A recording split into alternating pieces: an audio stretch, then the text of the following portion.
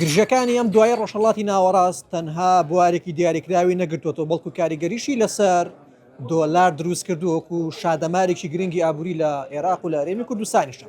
لە ئێستایا نرخی دۆلار تاڕادێکی زۆر ناجێگیرە، جاری وایە نزمە بێتەوە، جاری وایە چەند هەزار دیناریەک بۆ 800 دۆلاریەک بەرزبوونەوە بەخۆیەوە بینێ. من هاتوومەتە بازاڕی ئاڵوگۆری دراوی شاری سلێمانی بۆی کە بزانم داهاتووی دراوەکە بەکوێگە، پێشببینی و سەرنجی شارەزایان و فرۆشیارانی دۆلار لە ئێستایا چییە؟ ئەچمە لای کاک شێخکاوەکو کەسێکە بەردەوام مامەڵی دۆلارەکە. کاک شێخکاوە سڵاو لێ بێ، سپاس، ئەم کاتەوە باش. یاخوا بەخێر بن فرچاو. داهاتووی دۆلار لە ڕۆژهەڵاتی ناوەڕاست لە عێراق لە هەرێمی کوردستان بەکوێگە لە داهاتووە بزانین. وەڵای ئەی ژۆک و هەموو شتەکانی تر کێسە باست کرد چاوەڕوانی وەسعەکە و بەسراوە بۆ وەسعەکەەوە.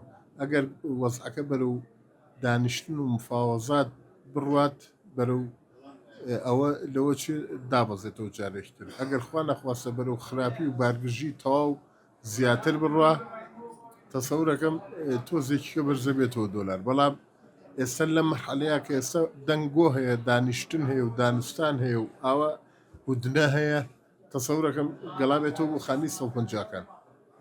لە ئێستا نرخی 800 دۆلاریە چەنە؟ ئەم دقیقەیە من بەیانی 155 من پیاوەسە بە 4.5 154 وردە وردە سستیەک بەخۆیەوە ئەبینێ.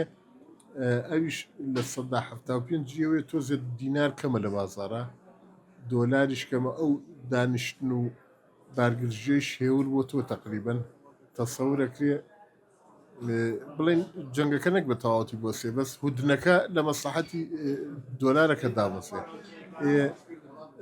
عێراقیش ڕیفۆرمەکە بەتەما ئەو دۆلاری سۆسی دوشتی وە هەیە، تەسەور ناکەم دۆلار جارێکی کە بەرز بێتەوە بۆ شێوەکە خەڵک تەوەقۆیە کرد پێشتر. بارودۆخی دراوەکانی کە چۆناییە بۆ نمونە تمەنی ئێرانی یاخۆ دراوەکانی کە لە ئێستا چۆنە بینی؟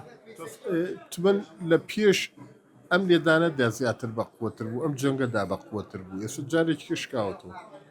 ئێستا تمەن لە دەوری 11 ملیۆن 700,000 بوو، ئێستا لە دەوری 12 ملیۆن و نیوایە حازرەکە کاشەکە لە بەردەستا.